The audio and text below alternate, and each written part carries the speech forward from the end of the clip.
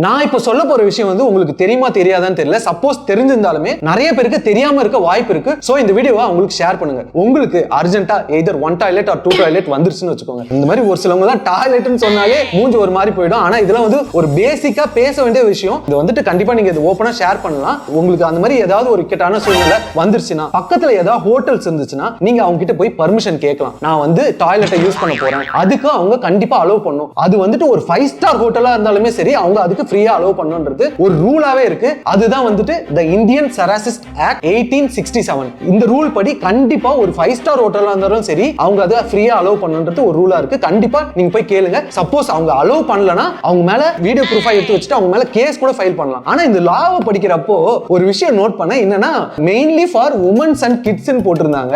அப்ப ஆம்பளைங்கன்னா அடக்கிக்கலாம் அப்படின்ற மாதிரி தான் ஆயிடுச்சு. பாய்ஸ்க்குமே இது பொருந்தும் தான். கண்டிப்பா நீங்க பாயாவே இருந்தாலும் போயிட்டு தைரியமா கேட்கலாம்.